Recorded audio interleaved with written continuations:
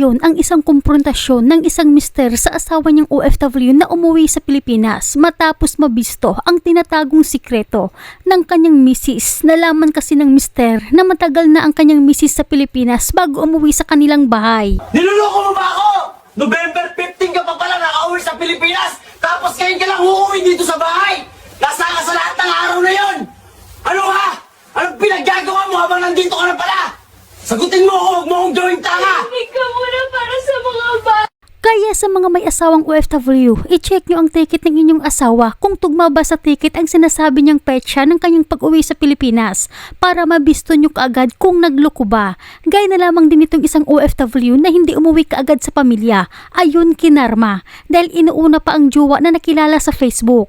Nag-check-in sila sa hotel. Lahat ng pasalubong ni kabayan para sa kanyang pamilya at ang pera na kanyang pinaghihirapan ninakaw ng kanyang jowa. Grabe ka trending karon guys. Isa ka OFW ni bakasyon sa Pilipinas. Ingon si kabayan ni surprise daw niya iyang bana og iyang anak. Wala man jud di ay si kabayan ni Ditso kay na may uyab day si kabayan diri sa Facebook o diri sila nagkita o diri sila naglandi-landi. And then pag-abot ni kabayan dito sa airport sa Manila, ni sugat ang iyang jowa-jowa. Pag sugot sila ang jowa-jowa, di man dyan malikayan. Kaya siyempre si kabayan, tigang how many years stay in abroad, diba? Tigang kay si kabayan. Ni uban siya sa iyang uyab na hotel. Siyempre, sa bingbang-bingbang nila, gikapoy si kabayan, og nakatulog si kabayan. Pag mata ni kabayan, wala nang iyang uyab sa katre. Paglili niya sa iyang gamit, limas na limas tanan. Kwarta, alahas tanan, pasalubong siyang pamilya o wala na. Karon naghinilak si kabayan og unsayang angay buhaton. Kay kato iyang uyab, wala siya ka-side og taga-asa to kay sa Facebook ra niya nakita, di ba? Ing ana jud kabugo si kabayan. Kay untana naman siya bana or anak dito sa Pilipinas, ni dito untana siya uli. Kung mutunaon sa bagay, dili na to ma-judge ang tao. Dili jud to ma-judge ang tao.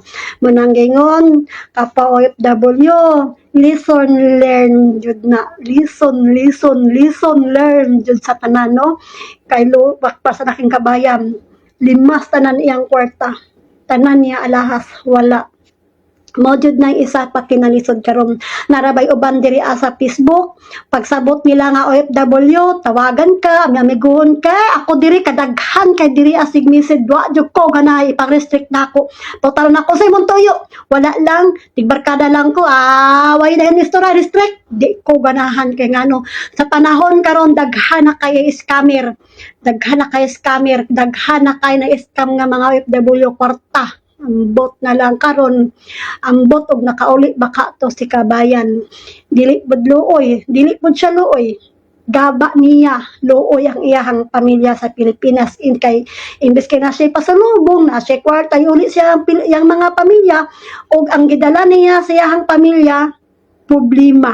Mauna na, listen, learn sa tanan ng OFW, nga na mga jowa-jowa sa Facebook, ug mangulit naman sa Pilipinas, ipamblock man na ninyo, ayaw dyan magsugat, kay nga nung kita radyo'y makaluloy, di ba?